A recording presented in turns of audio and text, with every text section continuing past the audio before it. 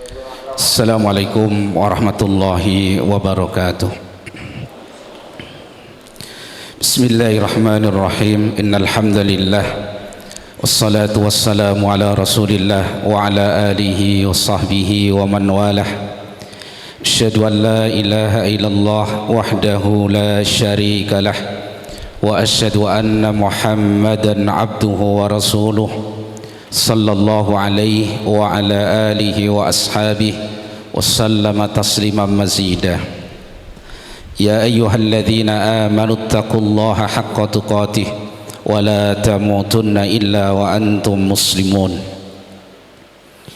Amma ba'du fa inna asdaqal hadithi kitabullah wa khairal hadi hadi Muhammadin sallallahu alaihi wasallam wa sharral umuri muhdatsatuha wa inna kulla muhdatsatin bid'ah wa kulla bid'atin dhalalah wa kulla dhalalatin finnar. Allahumma 'allimna ma yanfa'una wanfa'na bima 'allamtana wa zidna ilman nafi'ah. Ma'asyiral ikhwah wal akhwat al muslimin wal muslimat rahimani wa rahimakumullah. Alhamdulillah, mari kita bersyukur kehadirat Allah Subhanahu wa taala atas nikmat al-iman, nikmat al-Islam, nikmat ittiba'us sunnah, mengikuti sunnah Rasulullah sallallahu alaihi wasallam, nikmatut tauhid, dan nikmat terbingkai dalam kita beragama dengan manhaj salafis salih ahli sunnati wal jamaah. Itu nikmat-nikmat yang sangat besar, jangan lupa untuk kita syukuri.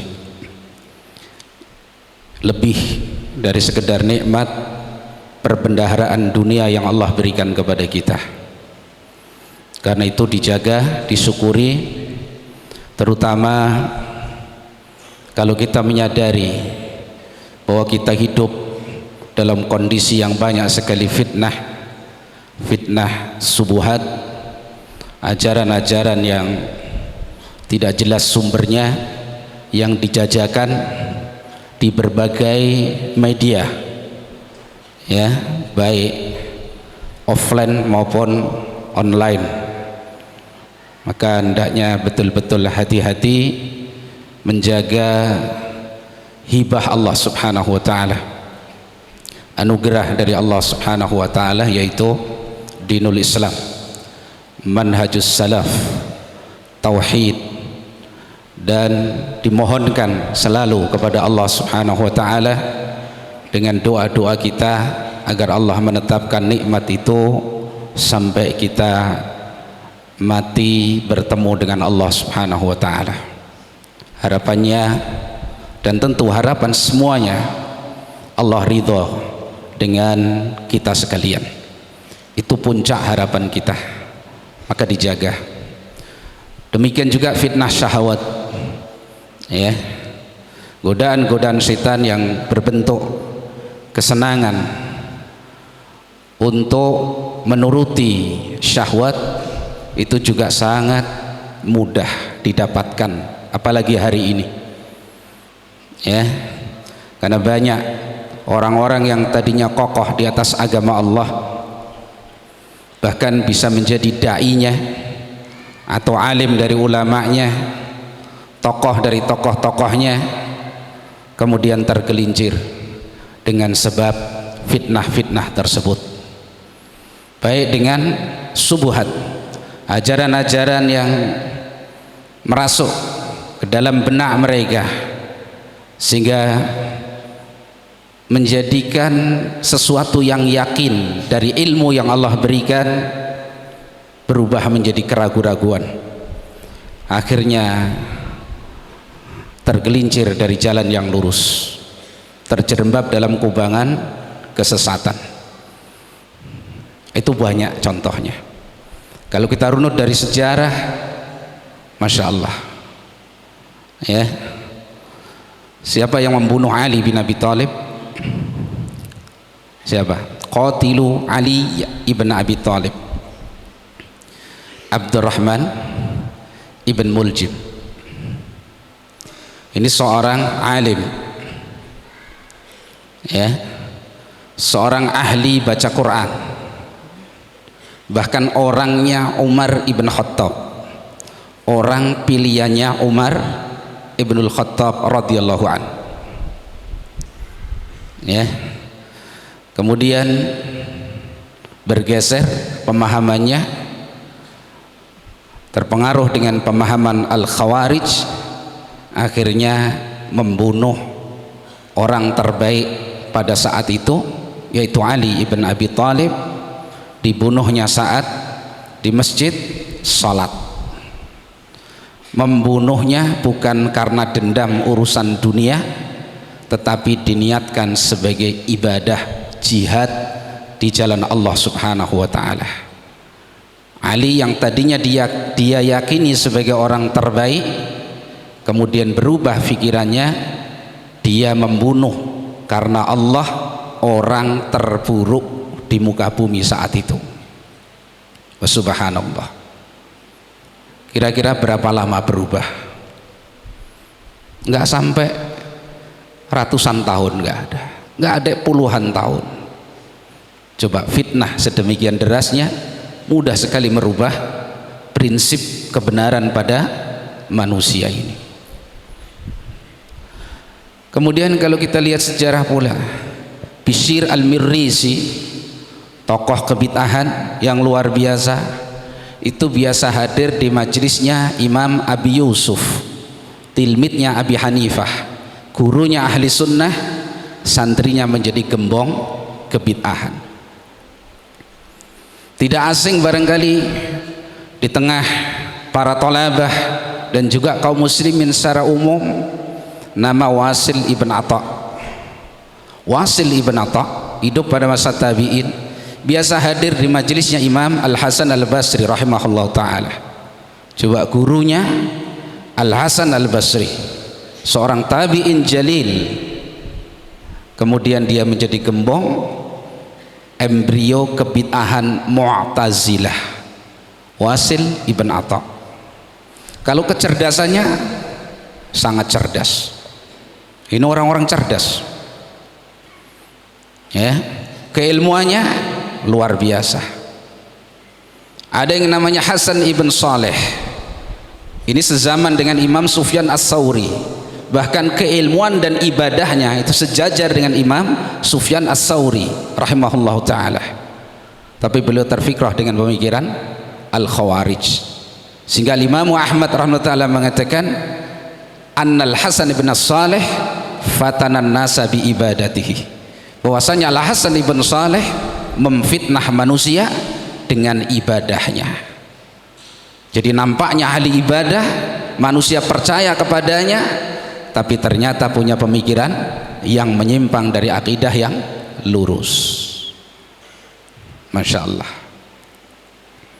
ya, semua itu jadi pelajaran bagi kita.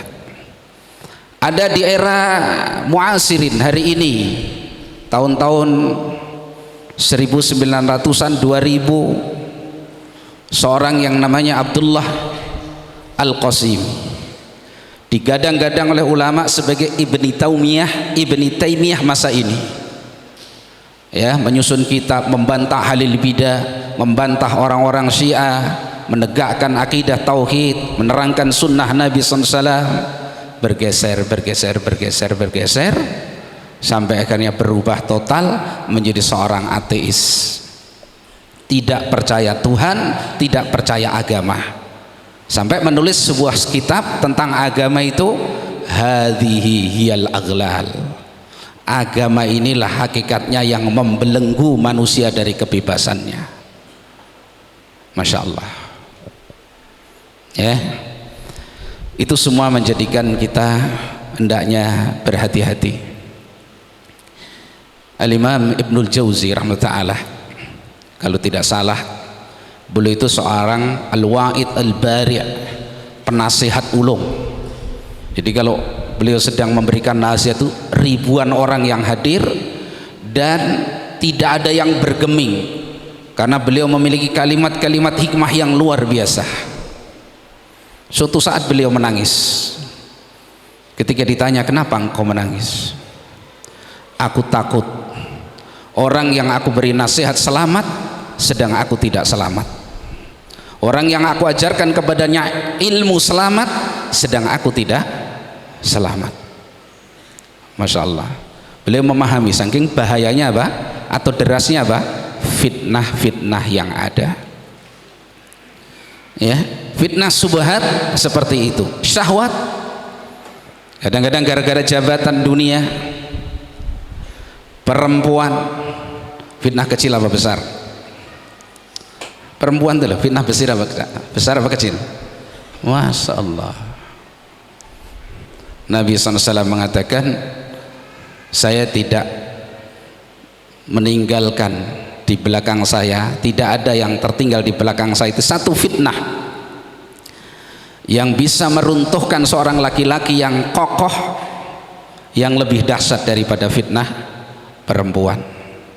Ada seorang yang kokoh di atas akidah yang kuat, tergelincir gara-gara fitnah wanita. Ada seorang namanya Imran, saya binnya lupa, Imran lupa saya binnya. Ini seorang alim ini, dai ahli sunnah, alim.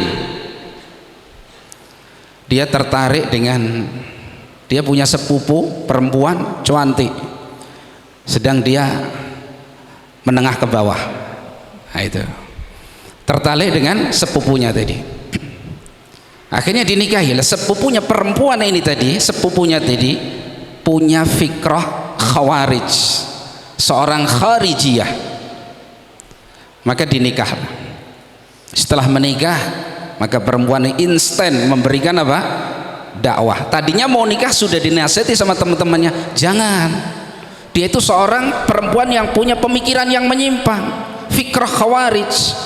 Apa tekadnya Imran ini? Saya akan menikahinya, saya akan entaskan dia dari fikrah menyimpangnya, saya akan selamatkan dia. Kadang-kadang alasan seperti ini, mau mendakwai, gitu. Lah ini contohnya. Akhirnya hanyut, jadilah dia seorang khariji jalet tulen. Karena pengaruh siapa? Istrinya ini. Ini fitnah subhat apa syahwat? Syahwat. Ya. Ada seorang pimpinan pesantren misalkan ya, tahu-tahu terfitnah dengan fitnah harta, dia jual yayasan yang dia pimpin padahal itu milik umat untuk memperkaya dirinya, terus kabur.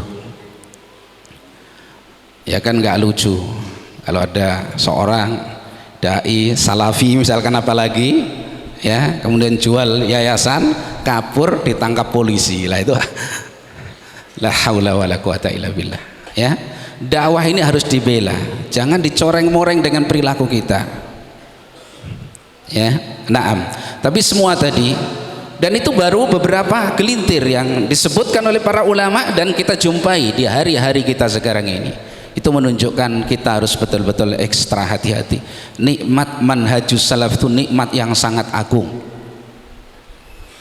Ya, kalau antum mengembalakan kambing, kalau antum pengembala yang cerdas, ketika antum gembalakan kambing di area yang banyak serigalanya, jangan antum tinggal main seruling. Kan pengembala itu kerjanya main seruling, itu kambingnya dilepas. Kalau ceritanya dulu begitu. Jangan ditinggal lalai, jangan ditinggal tidur. Nanti yang mengembalakan kambingmu serigala. Lah kalau kambing yang mengembalakan serigala, kira-kira di apaan? Dinina bobokkan apa? Diicipi. Pulang tinggal nama kambing-kambing tersebut, kasihan. Paham ibarat ini? Kan itu ulama mengatakan begitu. Pengembala yang cerdas ketika mengembalakan kambingnya atau ternaknya di daerah yang banyak serigalanya, dia nggak akan lalai, dia nggak akan tinggal bermain seruling. dia akan ekstra menjaga kambing-kambingnya dan ternaknya supaya tidak dimangsa serigala. Lah ketika kita mengembalakan hati yang Allah letakkan iman di dalamnya, tauhid padanya, manhajus salaf dan kelezatan di dalamnya, di area yang banyak syaitan seperti ini menebarkan subhat, jangan ditinggal lalai, diopeni itu nikmat tersebut. Jadi pengembala yang cerdas, nggak usah pakai prinsip kita ini bisa bergaul dengan semua orang, nggak usah. Hari seperti sekarang ini nggak usah banyak gaul, kecuali dengan orang yang betul-betul terpercaya dan kita kenal. Nggak usah jauh-jauh mainnya, udah kita ingatkan itu, nggak usah. Sayangi diri kita, sayangi agama kita. Hari banyak fitnah seperti ini ya. Nah, itu sebagai nasihat untuk anak pribadi dan juga jamaah sekalian tentang begitu agungnya nikmat hidayah dari Allah Subhanahu wa taala ya. Dipelihara betul, dijaga, jangan sampai kemudian kita menemui Allah Subhanahu wa taala dalam keadaan bekal kita hilang, dirampas oleh fitnah di tengah jalan, jangan sampai ya.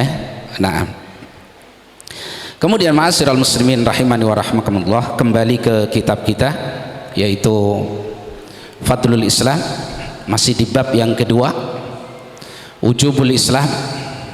Kemarin sudah kita sampaikan bahwa maksud bab Wujubul Islam adalah bab wujub dukhulil fil Islam wa tamassuki bihi, bab wajibnya masuk ke dalam dinul Islam dan berpegang teguh dengan dinul Islam.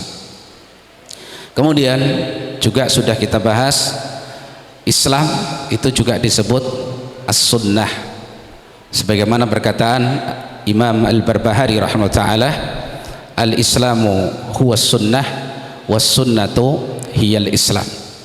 Islam itu ya sunnah, sunnah itu juga Islam itu sendiri. Sunnah menurut definisi syar'i itu adalah apa yang datang dengannya Rasulullah sallallahu alaihi wasallam. Lah apa yang datang dengannya Rasulullah sallallahu alaihi wasallam yaitu Islam, dinul Islam, syariat yang dibawa oleh Rasulullah sallallahu alaihi wasallam. Kemudian untuk masuk ke dalam dinul Islam, dari orang yang non muslim kafir masuk ke dalam Islam dengan cara an-nutqu bisyahadataini, dengan cara mengucapkan dua kalimat syahadat. Jadi seorang kafir yang sudah mengikrarkan syahadu an la ilaha illallah wa asyhadu anna muhammadar rasulullah, berarti dia sudah menjadi muslim, diterima saat itu, meskipun jahil bodoh diterima, cukup. Adapun dari dia mengikrarkan Islam, dilihat perjalanan Islamnya. Kalau dalam perjalanannya Islamnya ternyata dia melakukan sesuatu yang membatalkan Islamnya tadi, maka dia dihukumi sebagaimana keadaan dia pada saat itu ya. Itu kemarin diantara dalilnya adalah hadis Usamah ibn Zaid, Usamah ibn Zaid ibn Al-Harithah radhiyallahu anhumah, yang kemarin gayanya saya penyebutannya kurang ya, kita sebutkan Zaid ibn Al-Harithah. Itu yang sahih kisah tersebut, kisah Usamah ibn Zaid ibnul Harithah. Kalau Zaid ibn Harithah itu anak angkat Rasulullah sallallahu alaihi wasallam. Kalau Usamah berarti cucu angkatnya. Ini cucu kesayangan Rasulullah sallallahu alaihi wasallam. Masih ingat kisahnya itu? Kisah yang beliau dalam peperangan kemudian menguntit seorang musyrik kafir, kemudian setelah beliau lumpuhkan siap ditebas dengan pedang, maka orang ini mengikrarkan dua kalimat syahadat. Karena dalam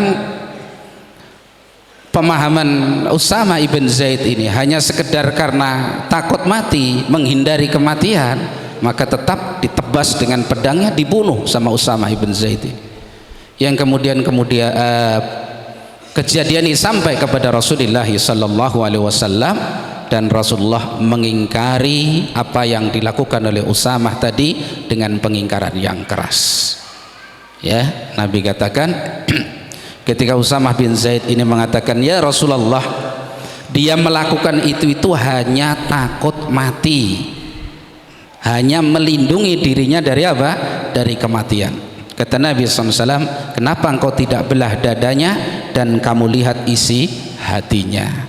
Artinya cukup dengan seorang mengikrarkan secara zahir 2 kalimat syahadat, dia diterima apa?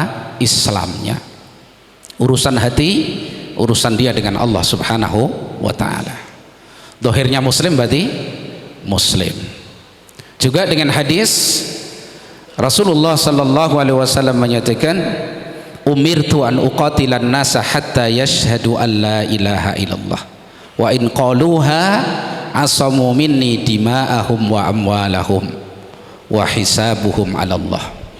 Aku diperintah untuk memerangi manusia sampai mereka mau mengikrarkan bahwasanya tidak ada ilah yang hak kecuali Allah dan bahwasanya Rasulullah adalah utusan Allah.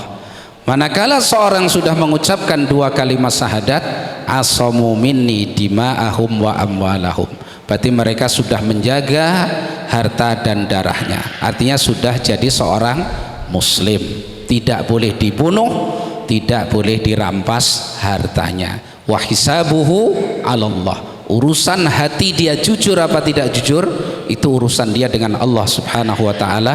Kita tidak berkepentingan di situ. Zahirnya muslim, muslim. Jelas ya?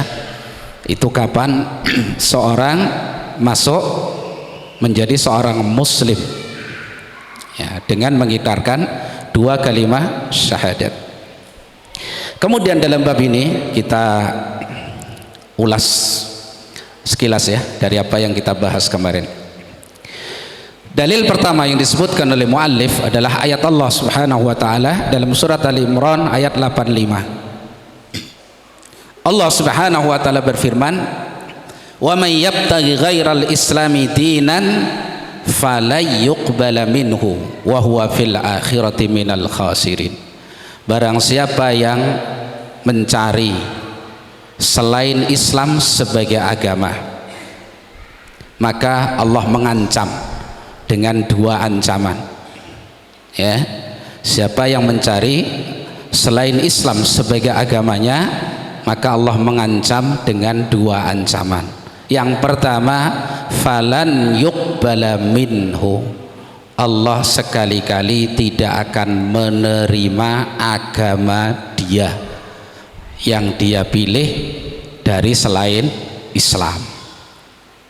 Ini menunjukkan bahwa setiap orang, setiap manusia, yang jelas itu adalah makhluknya Allah, setelah bi'tsahnya, setelah diutusnya Rasulullah sallallahu alaihi wasallam, wajib untuk masuk dan berpegang teguh dengan Islam. Tidak boleh memilih agama yang lain. Mengklaim misalkan Yahudi, Nasrani, ataulah agama-agama yang ciptaan manusia, Hindu, Buddha, falay yuqbala min, tidak diterima oleh Allah subhanahu wa ta'ala. Jelas ya?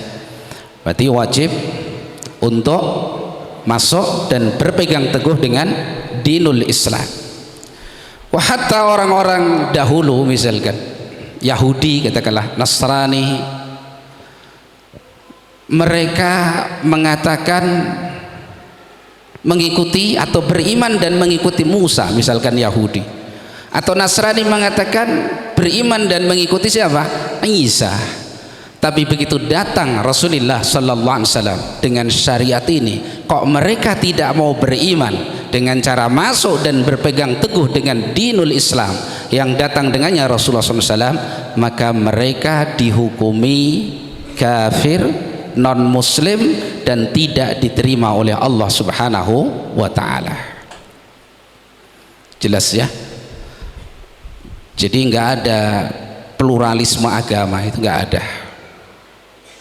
Ini kan sama-sama agama dari langit, nggak ada. Ketika agama itu sudah dirubah dan Allah tidak lagi meridhoi agama tersebut dan sudah datang syariat yang berikutnya, maka yang sudah ada itu dimansuh dengan syariat yang datang dengannya Rasulullah Sallallahu Alaihi Wasallam. Nggak boleh lagi berpegang teguh dengannya, bahkan klaim berpegang teguh dengannya itu adalah kedustaan. Karena itu Allah Subhanahu wa taala berfirman dalam di surat Ali Imran, Allah menyatakan, wa id akhadallahu mitsaqan nabiyyina lama ataitukum min kitabi wa hikmah summa ja'akum rasulun musaddiqun lima ma'akum la tu'minunna bihi wa la tansurunnah qala aqrartum wa akhadtum ala dhalikum isri qalu aqrarna qala fashhadu wa ana ma'akum minasyahidin faman tawalla ba'da dhalika faulaika humul fasiqun. Dan ingatlah ketika Allah Subhanahu wa taala mengambil perjanjian kepada masing-masing nabi yang diutus. Jadi masing-masing rasul itu yang Allah utus itu Allah ambil perjanjian sama mereka. Ya.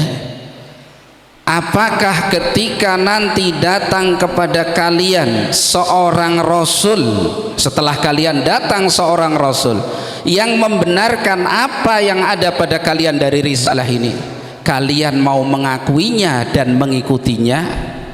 Qalu aqrarna. Masing-masing rasul mengatakan kami siap mengimani, menetapkan, mengikuti rasul tersebut. Fashhadu wa ana ma'akum minasyahidin. Maka saksikanlah dan saya bersama kalian menjadi saksi. Faman tawalla ba'da dzalika, siapa yang berpaling dari perjanjian ini setelah itu, faulaika humul fasiqun, berarti mereka adalah orang-orang yang fasik. Ini fiskun akbar, ini kufur. Jelas ya? Jadi setiap datang Rasul Allah ambil perjanjian, nanti kalau datang Rasul setelahmu, maka kamu kalau menjumpai atau sampaikan kepada umatmu, wajib mereka mengikuti Rasul berikutnya. Terus begitu sampai datang yang terakhir, Rasul kita Muhammad Sallallahu Alaihi Wasallam. Berarti kalau seorang menyatakan dia berpegang teguh dengan agamanya Musa, ajaran Musa misalkan, atau Nasrani mengatakan dia berpegang teguh dengan ajarannya Isa, mestinya ketika mereka menjumpai diutusnya Rasulullah SAW dan datangnya Islam yang dibawa oleh Nabi SAW, mestinya mereka masuk dan berpegang teguh dengan dinul Islam. Ketika tidak, berarti mereka telah menyelisihi Rasul mereka masing-masing. Jelas maksudnya? Berarti setelah datang syariat Rasulullah SAW, wajib setiap orang untuk masuk ke dalam dinul Islam. Kenapa kita katakan setiap orang? Karena kalau Nabi dan Rasul sebelum Rasulullah SAW diutus hanya kepada umatnya, sedang Rasulullah itu diutus kepada seluruh manusia, maka semua manusia setelah diutusnya Rasulullah SAW mendengar Nabi sudah diutus, wajib untuk memeluk Islam dan berpegang teguh dengan dinul Islam. Jelas ya? Nah itu. Jadi wa may yabtaghi ghairal islami dinan fala yuqbala minhu. Kalau sudah datang syariat Nabi SAW, Islam sudah datang, kok orang mencari agama selain apa yang dibawa oleh Nabi SAW, fala yuqbala minhu. Konsekuensi dia tidak mau mengambil Islam ini tadi adalah resiko dia nanti di yaumul qiyamah. Allah katakan wa huwa fil akhirati minal khasirin, dan dia nanti di akhirat termasuk orang-orang yang merugi. tidak bisa keluar dari kerugian di yaumul qiyamah, azab neraka, kekekalan di dalamnya, kecuali dengan memeluk Islam, berpegang teguh dengan syariat Islam. Berarti memeluk Islam, berpegang teguh dengan syariat Islam yang dibawa oleh Rasulullah SAW adalah sebuah keharusan, keniscayaan, kewajiban. Maka wajib masuk ke dalam Islam dan berpegang teguh dengannya. Ya. Umar bin Khattab radhiyallahu an, dalam hadis riwayat Ad-Darimi, dan hadis ini dinilai hasan oleh sejumlah ahli hadis, Umar bin Khattab itu mendapatkan sebagian lembaran Taurat dibawa menghadap Rasulullah sallallahu alaihi wasallam. Umar mengatakan, ya Rasulullah, ini sebagian lembaran-lembaran Taurat aku dapatkan dari mereka Yahudi. Rasulullah diam. Begitu diam, Umar mulai membaca. Dibaca isi lembaran Taurat tadi, itu dibaca. Maka wajah Nabi SAW yataghayyar, wajahnya Nabi itu berubah. Abu Bakar yang ada di situ melihat wajah Nabi berubah, menegur Umar, wahai Umar, ala tangdur ila wajhi Rasulillah SAW. Wahai Umar, apa kamu tidak lihat wajah Rasulullah sallallahu alaihi wasallam? Begitu Umar meletakkan lembaran Tauratnya, melihat wajah Nabi sallallahu alaihi wasallam, Umar ketakutan. Umar faham ini wajah Nabi ini wajah sedang marah. Maka Umar mengatakan, a'udzu billahi min ghadabillahi wa ghadabi rasulihi sallallahu alaihi wasallam, raditu billahi rabba wa bil islami dina wa bi muhammadin nabiyyah. Aku berlindung kepada Allah dari murkanya Allah dan murka Rasulnya sallallahu alaihi wasallam. Aku ridha Allah sebagai Rabbku, aku ridha Islam sebagai agamaku, aku ridha Rasulullah Muhammad SAW sebagai Nabi yang diutus kepadaku. Maka pada saat itu qala Rasulullah sallallahu alaihi wasallam, Rasulullah SAW mengatakan, walladzi nafsu Muhammadin biyadihi law badalakum Musa lattaba'tum fattaba'tumuhu wa taraktumuni la dhalaltum an sawa'is sabil. Demi Allah, andaikan muncul saat ini Musa, hidup muncul sekarang ini Musa, lalu kalian mengikuti Musa dan kalian tinggalkan aku, sungguh kalian semua telah tersesat dari jalan yang lurus. Wallahi lau kana hayyan wa adraka nubuwati lattaba'ani. Demi Allah, andaikan Musa saat ini hidup lalu menjumpai kenabianku, maka dia pasti menjadi pengikutku, bukan lagi sebagai seorang rasul tapi sebagai umat Rasulullah sallallahu alaihi wasallam. Menunjukkan setelah datangnya syariat yang dibawa oleh Rasulullah SAW, semua syariat sebelumnya dimansuh. Jelas, wa may yabtaghi ghairal islam dinan falay yuqbala min, tidak diterima oleh Allah. Cukup syariat yang datang dengannya Rasulullah sallallahu alaihi wasallam. Maka di antara berita dari Nabi sallallahu alaihi wasallam, nanti di akhir zaman, min alamatis saah nuzulu Isa ibn Maryam. Isa bin Maryam itu tidak mati loh ya. Itu bukan orang yang disalib sama orang-orang nggak jelas itu, bukan. Isa ibn Maryam itu diangkat oleh Allah. Ini rafi'uka ilayyah, aku angkat engkau kepadaku, Isa ibn Maryam. Diberitakan oleh Nabi, nanti di antara tanda besar datangnya hari kiamat adalah turunnya Isa. Isa nanti turun itu bukan sebagai seorang nabi atau rasul, tapi sebagai umat Rasulullah sallallahu alaihi wasallam. Sampai ulama itu berpolemik, paling afdolnya sahabat itu siapa? Yang masyhur siapa? Abu Bakar As-Siddiq. Ada yang berpendapat Isa ibn Maryam. Loh, sahabat kan ketemu Nabi. Loh, Isa pernah ketemu Nabi, Rasulullah pernah ketemu Isa, pernah ketemu, dan Isa tidak mati, hidup. Ya, akidah kita bukan ini. Isa mati apa hidup? Hidup, diangkat oleh Allah. Ya, meskipun yang masyhur, yang sahih, afdal ashabi Rasulullah SAW adalah Abu Bakar As-Siddiq. Cuman kita mau menjelaskan bahwasanya Isa bin Maryam yang sebelum adanya Nabi adalah seorang Rasul, nanti ketika sudah turun sebagai tanda dekatnya yaumul kiamah yang besar, itu bukan lagi sebagai seorang Nabi atau Rasul, tapi sebagai umat Rasulullah Sallallahu Alaihi Wasallam. Sebagaimana tadi dijelaskan oleh Nabi SAW, laukana Musa hayyan, andaikan Musa hari ini hidup, fa'adraka nubuwati, lalu Musa mendapati aku sudah diangkat menjadi seorang nabi, lattaba'ani, tentu dia akan menjadi pengikutku, bukan lagi sebagai seorang rasul, andaikan hidup. Ini semua menunjukkan wajibnya setiap orang setelah diutusnya Rasulullah Sallallahu Alaihi Wasallam untuk masuk ke dalam agama Nabi SAW, yaitu Islam, dan berpegang teguh dengannya. Kalau tidak, satu, tidak akan diterima oleh Allah Subhanahu wa taala agama yang mereka klaim apapun. Meskipun Yahudi menyembah Allah, Nasrani menyembah Allah, kenapa tidak disebut muslim?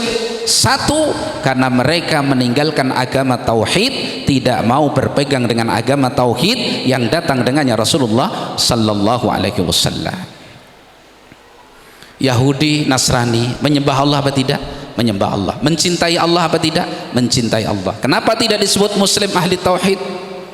Karena cinta kepada Allah saja tidak cukup. Ketika cinta itu dia gadaikan dengan yang lain, dia lakukan kesyirikan, lalu diangkat anak manusia, disejajarkan dengan Allah Subhanahu wa ta'ala, namanya syirik.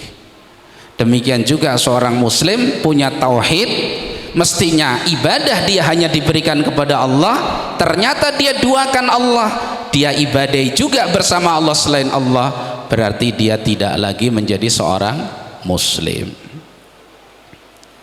Jelas ya? Nah, tayyib.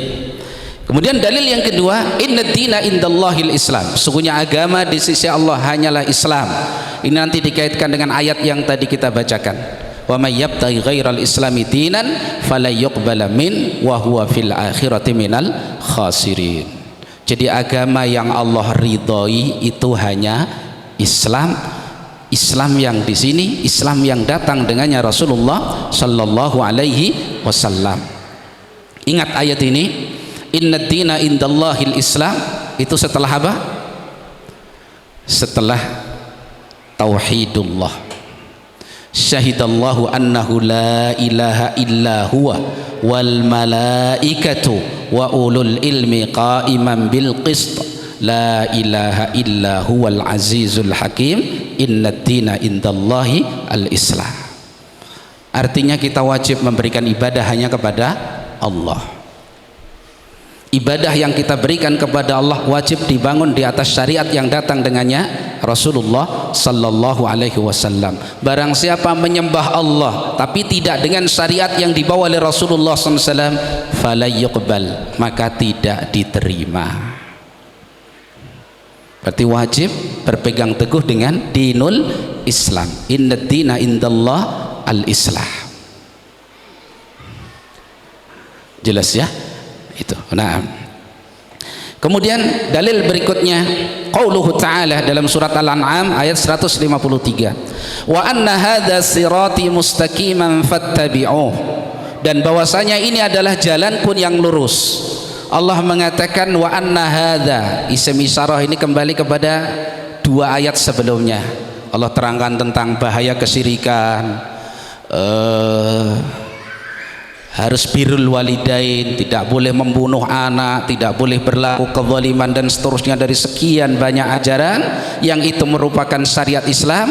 Lalu dikatakan wa anna hadza sirati mustaqiman, dan bahwasanya ini adalah jalanku yang lurus. Berarti sirati mustaqiman Islam, Islam yang datang dengannya Rasulullah sallallahu alaihi wasallam. Ya, maka apa Allah perintahkan? Fattabi'uh, ikutilah Islam ini. Mana dalil wajibnya untuk masuk dan berpegang teguh dengan Islam? Pada fi'il amr, kata perintah di sini, fattabi'uhu, ikutilah dia. Berarti mengikuti hukumnya apa? Wajib. Bagaimana mengikutinya? Dengan masuk dan berpegang teguh dengan agama Islam. Fattabi'uh wala tattabi'us subula, dan jangan kalian mengikuti jalan-jalan lain yang banyak. Fatafarraqa bikum an sabili, nanti jalan-jalan yang banyak ini akan mencerai berikan kalian dari jalan Allah. Dalam menafsirkan ayat ini kemarin sudah kita nukilkan hadis Rasulullah SAW dari Abdullah ibn Mas'ud qala radhiyallahu an, beliau mengatakan, Abdullah ibn Mas'ud, khattalana Rasulullah SAW khattan biyaminih atau biyadih. Rasulullah SAW menggaris satu garis dengan tangan kanannya atau dengan tangannya. Wa qala hadza siratullahi mustaqimah, ini adalah jalan Allah yang lurus. Berapa jalan Allah? Satu, sirati mustaqimah, Islam, sunnah Rasulullah sallallahu alaihi wasallam. Summa khatta khututan an yamini dzalikal khatti wa an simalihi, kemudian Nabi menggaris garis-garis yang banyak di sebelah kanan dan di sebelah kiri, garis satu yang lurus tadi. Summa qala, kemudian beliau mengatakan, hadhis subul, ini loh yang dimaksud dalam ayat Allah as-subul, wala tattabi'us subul, laisa ala sabilin minhu, laisa min sabilin minhu illa wa alaihi syaitanu yad'u ilaihi. Tidak ada dari jalan-jalan yang banyak tadi satu jalan pun kecuali di atasnya ada syaitan yang menyeru kepada jalan-jalan tersebut dengan menebar apa? Fitnatus subhat dan fitnah syahwat. Jadi berjalan di jalan yang satu ini tidak mudah, butuh kesabaran, butuh diperjuangkan, godaannya banyak. Ini ada jalan yang hijau, kadang-kadang kita mudah tergoda dengan yang hijau-hijau tak? Sehingga sampai kalau tergoda matanya jadi hijau gitu, nyimpang kuning, oh ini warna-warni, lah ini cuman putih lurus loh, nggak menarik kayaknya begitu ya. Nah, Masya Allah. Lalu Nabi membacakan ayat Allah, wa anna hadza sirati mustaqiman fattabi'uh, ikutilah jalan tadi, wala tattabi'us subul, jangan kalian mengikuti jalan-jalan lain yang banyak, fatafarraqa bikum am sabili, nanti jalan-jalan yang banyak itu akan mencerai berikan kalian dari jalan Allah. Ya, entah terjungkal kepada jurang kesyirikan, falyadubillah, kekufuran, kenifakan, bid'ah, maksiat, dan perkara-perkara yang menjauhkan dari Allah Subhanahu wa ta'ala. Itu subul semuanya. Meskipun Mujahid rahimahullah mengatakan yang dimaksud subul itu adalah al-bidah was subuhat, bid'ah-bid'ah dan subuhat-subuhat. Kenapa disebut dua hal ini padahal subul itu banyak bentuknya? Beliau sebutkan ini yang paling banyak menggelincirkan manusia dari jalan yang lurus, fitnah bid'ah dan subuhat. Tadi kalau deretan tokoh yang sudah kita sebutkan yang akhirnya tergelincir, terkena fitnah apa? Subuhat. Terkena fitnah apa? Syahwat. Terjerembab dalam bid'ah, terjerembab dalam kubangan maksiat. Sekarang ketergelinciran manusia itu kadang seperti itu. Setan itu kalau langsung berbuat syirik lah, itu kayaknya kalau oh ini kelasnya udah ngaji rutin ini angel ini misalkan. Ditiup-tiup dulu, digoda dengan syahwat. Kalau kita lihat dalam tafsir Ibnu Katsir ya, masalah riwayah ini bagaimana sanadnya Allah alam, ana belum sampai detail ke situ, tapi ada penjelasan ketika Allah itu ciptakan Adam, belum dikasih nyawa, baru jasadnya, belum ditiupkan roh gitu loh ya.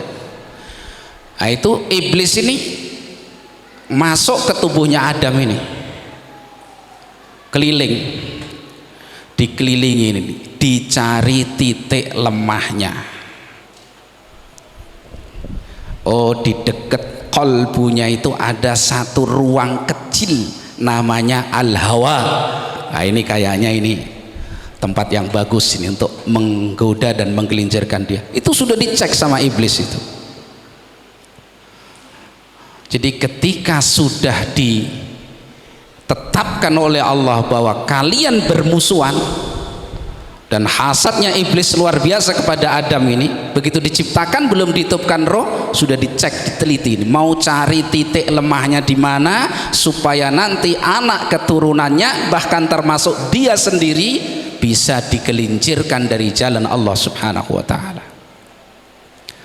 Loh, Adam itu diajari oleh Allah kulla syai', ya, semua diajarkan oleh Allah kepada Adam ini. Jadi manusia yang ilmunya paling sempurna itu siapa? Adam. Dan sudah dikenalkan ini iblis, kenal betul. Dikatakan Allah ini musuhmu, jangan sampai menggelincirkan kamu. Ibaratnya begitu. Dah selesai, kamu tinggal di surga wahai Adam. Mau makan minum apa di surga nggak akan pernah kamu merasa kurang, cukup. Semakin kamu makan semakin lezat. Itu semua buah-buahan dan makanan yang ada di situ, kesenangan yang ada di situ membuat kamu kekal selamanya di situ. Cuman jangan dekati satu pohon. Cuman satu pohon loh. Iblis itu saking ya apa? Pinter apa? Saking liciknya lah, udah begitu ya bahasanya. Satu pohon itu bisa dijadikan alat untuk menggelincirkan Adam yang ilmunya sempurna. Masya Allah. Wahai Adam, Allah larang kamu makan buah ini, mendekati pohonnya apalagi makan, itu karena supaya kamu nggak jadi seperti malaikat, atau supaya kamu nggak kekal di surga. Kalau kamu ingin kekal di surga, makanlah. Dah toh aku temen nggak mungkin ngapusi. Wa qasamahuma inni lakuma laminan nasihin. Sumpah wahai Adam, saya betul-betul murni memberi nasihat. Loh, kadang-kadang orang itu mau menggelincirkan kita itu tampilannya seperti orang yang punya empati besar kepada kita, karena kita mau dimangsa. Akhirnya Adam tertipu. Masya Allah, ini Adam loh ya, subhanallah. Apalagi kita ini belum digoda sudah tergoda. Barakallahu fikum ya. Nah, itu subul al-bid'ah was subhat. Jadi para ulama kita seperti Imam Ibnul Qayyim rahimahullah mengumpulkan fitnah itu hanya dua induk, fitnah subhat dan fitnah syahwat, nggak ada yang lain. Maka di sini disebutkan al-bid'ah was subhat. Ini yang paling banyak menggelincirkan manusia dari jalan Allah Subhanahu wa taala. Ya. Nah, kadang aksi demo, ada musim-musim demo lah. Pertama nggak hadir dulu, posting lah, solidaritas, kirim doa lah, ya, kirim air mineral lah. Akhirnya kok nggak marem, cuman kirim-kirim, datang langsung. Begitulah prosesnya, ya. Nah, tadinya beralasan, oh ikhtilaf ulama, boleh nggak ikut terjun di politik praktis, ikhtilaf antara boleh nggak boleh, sebatas itu. Lama-lama kampanye kan gitu ya, nah, jadi tim ses, wala haula wala quwata illa billah. Ini godaan halus, ngalir tanpa terasa, tahu-tahu kita sudah apa, lepas dari istiqomah kita di atas jalan yang lurus, ya. Taib. Dalil berikutnya hadis Aisyah radhiyallahu anha, anna Rasulullah sallallahu alaihi wasallam qala man ahdasa fi amrina hadza ma laysa minhu fahuwa raddun. Barang siapa yang membuat-buat dalam urusan kami ini suatu yang bukan darinya, maka dia tertolak. Wa fi lafdhin, dalam lafaz yang lain, man amila amalan laisa alaihi amruna fahuwa raddun. Barang siapa mengamalkan satu amalan yang tidak ada di atasnya urusan kami, maka amalan tersebut tertolak. Ini namanya bid'ah. Perkara itu ada 3. Yang pertama, berlandaskan dengan hadis ini, ulama membuat kaidah yang kemarin sudah kita kabarkan, al aslu fil ibadatil man'u, asalnya ibadah itu tercegah, tidak boleh dikerjakan hatta ya'tiyad dalil ya'muru biha, sampai datang dalil yang memerintahkan ibadah tersebut. Berarti asalnya ibadah boleh apa tidak boleh? Tidak boleh. Seorang yang melakukan ibadah harus mendasarinya dengan dalil. Ketika seorang melakukan ibadah tidak dilandasi dengan dalil, maka ibadah itu tidak diterima oleh Allah Subhanahu wa ta'ala, karena tidak dibangun di atas Islam yang datang dengannya Rasulullah SAW, yang menjadi kewajiban dia untuk berpegang teguh dengan Islam, ya. Maka ibadah yang dia bangun tidak bisa diterima, dan itu yang disebut bid'ah. Bahaya. Penyakit umat yang paling akut adalah kebid'ahan, ya. Bid'ah pemikiran, bid'ah amaliyah, masya Allah. Kemudian yang kedua, kaidahnya, suatu amalan yang dianggap atau dinilai baik berarti dirasa sebagai ibadah, diharapkan kebaikannya dari Allah. Suatu amalan yang dinilai dianggap baik, diharapkan pahalanya dari Allah Subhanahu wa ta'ala, berarti ibadah bukan ibadah? Ibadah.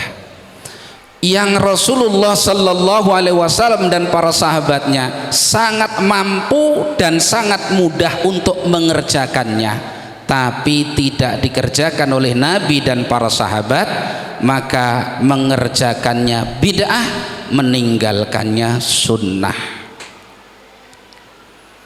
Jelas rumusnya? Satu amalan yang dinilai sebuah kebaikan, diharapkan pahalanya dari Allah, berarti kebutuhan ada apa enggak ada? Ada. Rasulullah dan para sahabatnya sangat mampu dan mudah mengerjakannya, tetapi tidak dilakukan dan tidak dikerjakan oleh Rasulullah dan para sahabatnya, berarti mengerjakannya bid'ah, meninggalkannya sunnah. Misal contoh yang terjadi di bulan ini, bulan apa ini? Rabiul Awal, diklaim sebagai hari kelahiran atau bulan kelahiran Rasulullah sallallahu alaihi wasallam. Perlu diketahui ma'asyaral muslimin wal muslimat, ahli sejarah itu tentang hari kelahiran Nabi dan bulannya itu berselisih dengan perselisihan yang panjang sampai tidak bisa memastikan kapan Rasulullah itu dilahirkan. Jadi 12 Rabiul Awal itu masih meragukan, sangat meragukan, karena pendapat banyak sekali. Ada yang Rabiul Awal, ada yang di bulan yang lain kalau kelahiran Rasulullah sallallahu alaihi wasallam. Tapi ulama kita sepakat wafatnya Nabi itu 12 Rabiul Awal. Sekarang yang mau peringatan di 12 Rabiul Awal mau seneng apa susah? Kalau memperingati hari wafatnya Nabi yang sepakat, berarti mestinya apa? Susah. Taib. Itu sejarahnya, ya. Ikhtifal bi maulidin Nabi ini nggak apa-apa, karena ini sudah menjamur di kalangan kaum muslimin. Bahkan ada sebagian dai yang kadang-kadang bergeser lah, ya, nggak tahu karena fitnah apa ini. Orang itu butuh diakui, butuh komunitas yang menerimanya, butuh karena menghadapi tantangan dakwah kayaknya kok berat, butuh sedikit memburamkan wajah misalkan begitulah ya, dan seterusnya. Faliyadu billah wala haula wala quwata illa billah. Istiqamah itu hanya dari Allah Subhanahu wa taala ya. Amalan ini dianggap baik, diharapkan pahala dari Allah Subhanahu wa taala bagi yang melakukannya. Andaikan Rasulullah dan para sahabat dulu melakukan, mampu apa tidak mampu? Kumpulkan orang ya, bikin apalah, teh atau apa, kahwah misalkan, makan korma, terus diingatkan tentang kelahiran Nabi, sejarah dakwah Rasulullah SAW. Mampu enggak mampu? Sangat mampu, jelas sangat mampu. Dilakukan apa tidak oleh Rasulullah dan para sahabatnya? Tidak dilakukan oleh Rasulullah dan para sahabatnya. Apa tadi rumusnya? Suatu amalan yang dinilai baik, diharapkan pahala dari Allah, Rasul dan para sahabatnya sangat mampu kalau mau mengerjakannya, tapi tidak dikerjakan, berarti mengerjakannya bid'ah, meninggalkannya sunnah. Lu jangan ragu-ragu tentang hal itu. Kalau kita mau menilik sejarah, siapa yang pertama mengerjakan ikhtifal bi maulidin Nabi? Kalau antum cari pada Rasulullah, enggak ada. Satu pun dari kalangan sahabat enggak ada. Satu pun dari kalangan tabi'in enggak ada. Satu pun dari kalangan tabi'ut tabi'in enggak ada. Imam yang 4 memberi isyarah boleh misalkan begitu, atau apalah begitu, enggak ada sama sekali. Lah kalau 3 generasi yang utama plus imam yang 4 tidak pernah mengenal adanya peringatan kelahiran Nabi, kita mau ikut siapa? Katanya ahlus sunnah, kita ikuti siapa? Ya, nggak bisa mereka menegakkan itu. Bahkan mereka mau nggak mau harus mengakui di antara pertama yang menegakkan peringatan Maulidun Nabi, kelahiran Nabi, itu adalah dari Bani Fatimiyah yang menguasai Mesir pada saat itu, dan itu isinya orang-orang Syiah ekstrim. Silahkan dirunut sejarahnya. Maka kalau dicari ini ikhtilaf, lah imam yang 4 aja nggak kenal kok ikhtilaf. Setelah imam yang 4 kan selesai loh. Selesai. Setelah imam yang 4 kita merujuk kepada mereka. Kalau mereka nggak kenal, tabiin juga nggak kenal, sahabat nggak kenal, Rasulullah nggak pernah memperingati ultahnya, terus kita mau ikut siapa? Terus mau digeser menjadi ikhtilaf. Nggak ada ikhtilaf itu ya. Nah, man amila amalan laisa alaihi amruna fahuwa raddun. Barang siapa mengamalkan suatu amalan yang tidak ada di atasnya urusan kami, maka amalan tersebut tertolak ya, meskipun bid'ah itu dikerjakan oleh seluruh manusia. Kata Abdullah bin Umar, kullu bid'atin dhalalah wa in ra'ahan nas hasanah. Semua bid'ah itu adalah kesesatan meskipun dipandang oleh manusia menjadi sebuah kebaikan, dengan istilah bid'ah hasanah. Beliau juga mengatakan, menggambarkan, andaikan ini masjid konslet misalkan listriknya terbakar di sudut masjid itu, beliau katakan andaikan api membakar masjid ini habis, pemandangan seperti itu lebih saya sukai daripada saya melihat satu kebid'ahan tidak ada yang berani mengingkarinya. Masya Allah. Jadi terbakarnya masjid, habis hangus, lebih beliau sukai pemandangan itu daripada beliau menjumpai satu bid'ah nggak ada orang yang mengingkarinya. Dibiarkan umat tenggelam dalam apa? Menyelisihi Islam yang datang dengannya Rasulullah sallallahu alaihi wasallam. Jelas. Sekarang kalau kita baca ayat al-yauma akmaltu lakum dinakum wa atmamtu alaikum ni'mati wa raditu lakumul islam dina. Di dalam ayat ini, saat turunnya ayat ini, kata Imam Malik, saat turunnya ayat ini bukan agama, maka sampai kapanpun nggak bisa dikatakan sebagai agama. Kira-kira di dalam ayat tadi ada nggak peringatan Maulid Nabi? Ada apa nggak ada? Nggak ada. Kalau nggak ada berarti agama bukan agama? Bukan agama. Kok ditambahkan kepada agama? Itu namanya bid'ah. Jelas ya? Nah, kemudian dalil berikutnya, hadis diriwayatkan oleh Imam Bukhari dalam sahihnya dari Abi Hurairah radhiyallahu an, qala Rasulullah sallallahu alaihi wasallam, kullu ummati yadkhuluna al-jannah illa man aba. Setiap umatku mereka akan masuk surga kecuali orang yang enggan masuk surga. Qila wa man ya'ba, ditanyakan kepada Rasulullah, siapa yang enggan itu ya Rasulullah? Qala man ata'ani dakhalal jannah wa man asani faqad aba. Siapa yang taat kepadaku dia akan masuk surga, dan siapa yang memaksiati aku dia yang enggan masuk surga. Mentaati Rasulullah SAW yaitu dengan masuk ke dalam agamanya dan berpegang teguh dengan agama yang datang dengannya Rasulullah sallallahu alaihi wasallam. Kemarin juga sudah kita jelaskan kullu ummati, yang dimaksud umat itu ada dua penjelasan ulama. Yang pertama ummatud dakwah. Kalau ummatud dakwah berarti yang dimaksud seluruh manusia setelah diutusnya Rasulullah sallallahu alaihi wasallam. Wajib mereka untuk berpegang teguh dengan agama Rasulullah sallallahu alaihi wasallam. Kalau kullu ummati yang dimaksud adalah ummatud dakwah, berarti orang yang enggan masuk surga adalah orang yang tidak mau menerima Islam, tidak mau masuk ke dalam Islam, dan tidak mau berpegang teguh dengan dinul Islam. Maka yang dimaksud adalah orang-orang kafir non muslim. Kalau umat itu yang dimaksud adalah umat al-istijabah atau umat al-ijabah, yaitu umat yang sudah menjawab, memenuhi panggilan Rasulullah SAW dan dakwahnya, artinya sudah mau masuk ke dalam dinul Islam, muslim berarti. Nah, dari kalangan kaum muslimin ini siapa yang enggan masuk surga?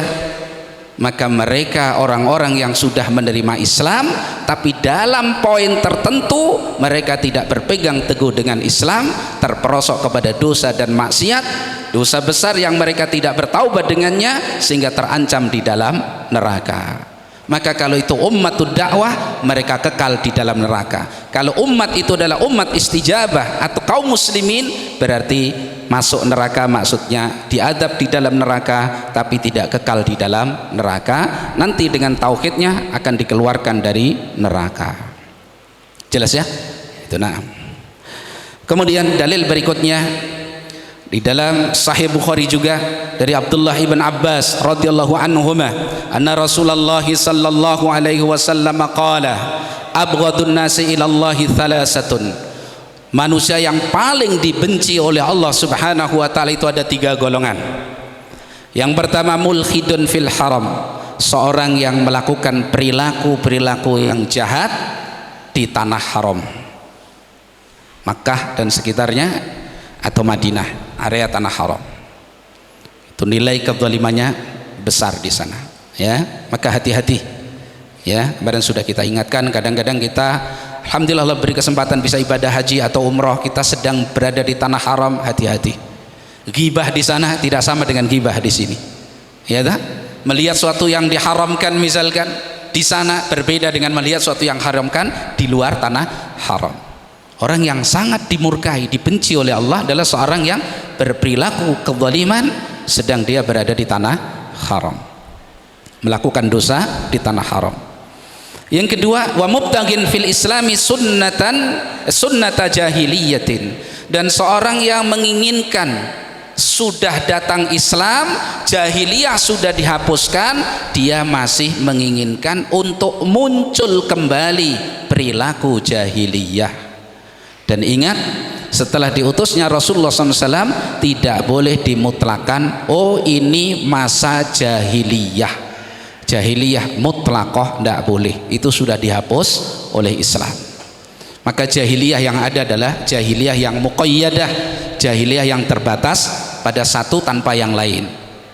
Nabi SAW pernah berkata kepada salah seorang sahabatnya ketika meminta suatu, Nabi katakan, innaka imru'un fika jahiliyah, sesungguhnya engkau seorang yang padamu ada perangai jahiliyah. Berarti jahiliyah masih ada, tapi nggak total. Umat Rasulullah ini adalah umat yang sekarang sudah menjadi umat jahiliyah, itu tidak boleh. Itu model orang-orang yang punya pemikiran khawarij, sampai mereka menulis buku jahiliyah abad ini, sehingga semuanya dihukumi sudah seperti sebelum diutusnya Rasulullah Sallallahu Alaihi Wasallam. Ini pengkafiran yang membabi buta. Ya, adapun perilaku jahiliyah, ya kadang ada pada seseorang tanpa yang lain. Seperti kemarin disebutkan adalah apa? Al-fakhru bil ahsab, bangga dengan status sosialnya. Ya, ini kebanyakan manusia seperti itu. Karena kedudukan dunianya tinggi, punya jabatan tertentu, berbangga dengan itu sehingga melakukan kezaliman kepada manusia yang lain. At-ta'nu fil ansab, mencela nasab. Ini perilaku jahiliyah. Atau an-niyahah, meratapi kematian. Nah, ini juga sering terjadi seperti itu. Anaknya mati, bapaknya mati, istrinya mati, suaminya mati, mbahnya mati.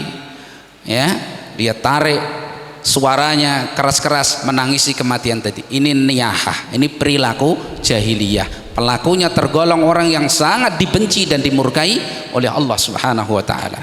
Bahkan ada hadis loh ya, bahwasanya mayit itu akan diadab di kuburnya karena tangisan keluarganya. Ketika dipermasalahkan hadis ini, kan seorang itu tidak akan pernah memikul dosa orang lain. Yang nangis keluarganya kok dia kena azabnya? Maka dijelaskan oleh ulama kita, karena ketika dia masih hidup dan mengerti bahwa perilaku jahiliyah itu tersebar di kalangan manusia, tidak diingatkan keluarganya, sehingga mendiamkan kemungkaran nanti jatuh kepada keluarganya, itu termasuk dosa dia. Makanya ketika ditangisi dia diazab. Berbeda dengan seorang ayah misalkan sudah ingatkan, pokoknya nanti kalau ada kematian jangan ada niyaha, jangan ada meratap. Itu dia sudah menegakkan apa? Al-amru bil ma'ruf wan nahyu 'anil munkar. Dia tidak terkena resiko azab. Tapi kalau dia diam 1000 bahasa, ternyata keluarganya melakukan perilaku jahiliyah, meratapi kematian tadi, dia dapat bagian azabnya. Maka ketika di rumah ada kemungkaran, jangan diem karena takut sama istri. Anaknya melakukan kemungkaran, tegur. Ini nanti kalau itu menjadi kewajiban kita, tidak kita lakukan al-amru bil ma'ruf wan nahyi 'anil munkar, dapat bagiannya. Dan seorang suami kan harus jadi apa? Penasehat, penjaga keluarganya. Jangan dibiarkan anak, apalagi anaknya tidak sholat. Tunggu ya, waktu sholat tunggu sholat. Jangan kalah sama anak. Ya, kalau sampai nggak sholat berarti apa ini? Kufur. Ya tak? Al-ahdu bainana wa bainahum as-salah. Faman tarakaha faqad kafar. Ikatan antara kita dengan orang kafir musyrik itu salat. Kalau sudah nggak salat, nggak ada lagi pembatasnya. Berarti apa? Kufur. Maka ditegakkan. Kalau di masing-masing keluarga kita berupaya sebatas kemampuan kita menegakkan al-amru bi ma'ruf wan nahyu 'anil munkar, nanti akan berkembang ke masyarakat kita. Allah akan jaga lingkungan kita ini. Tapi kalau kelalaian sudah muncul dari perumah tangga sudah lalai, akhirnya itulah masyarakatnya, masyarakat yang lalai dari tugas istimewa yang dengan sebabnya akan terhalang adab Allah Subhanahu wa taala, yaitu al-amru bil ma'ruf wan nahyu 'anil munkar. Ya sabar. Karena memang itu pintu belakangnya, backingnya sabar. Wa'mur bil ma'ruf wan nahy 'anil munkar, titik. Tidak, wasbir alama asabak. Kok anaknya marah? Ya sabar. Wah, memang begitu kok. Perintah yang ma'ruf, cegah dari yang mungkar, bersabar atas apa yang menimpamu dari sebab kamu memerintah yang ma'ruf dan mencegah dari yang mungkar. Ya, nah. Kemudian yang ketiga yang sangat dimurkai oleh Allah Subhanahu wa taala, wa muttalibu dami imri'in bighairi haqqin liyuhriqa damahu. Seorang yang menuntut saudaranya ya terhadap satu kasus supaya saudaranya tadi bisa ditumpahkan darahnya. Intinya membunuh saudara sesama muslim bighairi haq, tanpa hak. Ini orang yang sangat dibenci dan dimurkai oleh Allah Subhanahu wa taala, ya. Baru ada kabar satu keluarga dibunuh sampai bayi yang masih di gendongannya itu, mungkin masih balita, bayi di bawah 3 tahun misalkan gitu ya, belum ada, dibunuh semuanya. Begitu dirunut kasusnya, hanya masalah yang sangat sepele. Ini hari ini luar biasa, hari ini luar biasa. Nyawa saudara sama muslim itu udah murah, lebih murah dari apa? Kuota ya. Nah, lebih murah dari kuota ya, Masya Allah. Baik. Kemudian dalil yang berikutnya yang belum kita bahas, wa fi sahih, dalam sahih al-Bukhari an Hudzaifah radhiyallahu an qala ya ma'syaral qurra, wahai para al-qurra. Al-qurra itu para ulama. Dulu istilah salaf kita dulu, orang yang alim, yang berilmu, ahli Quran, itu disebut al-qurra. Kalau sekarang disebut ulama atau fuqaha, ya, nah, disebut itu.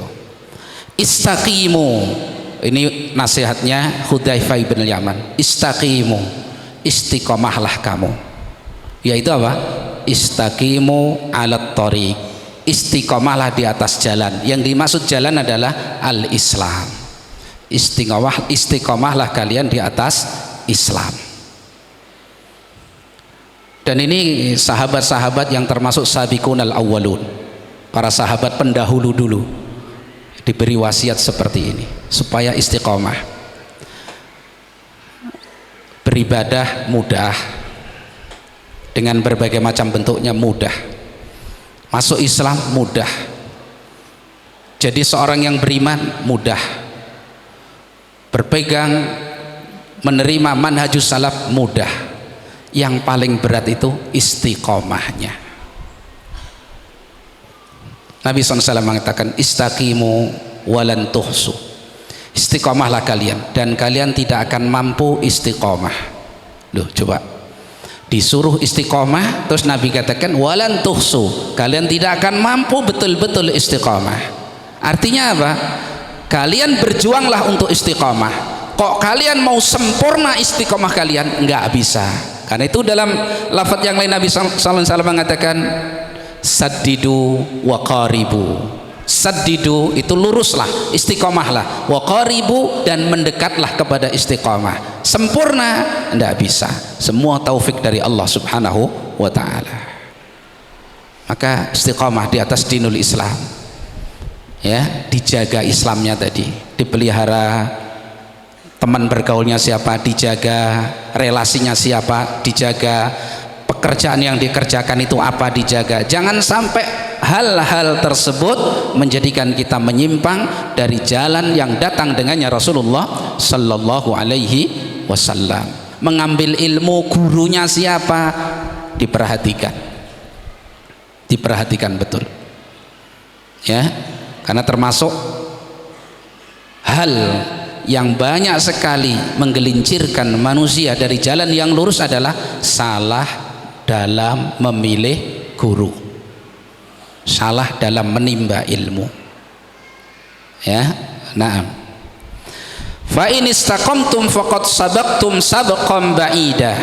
Jika kalian bisa istiqamah, maka sungguh kalian telah mendahului yang lainnya dengan pendahuluan yang nampak.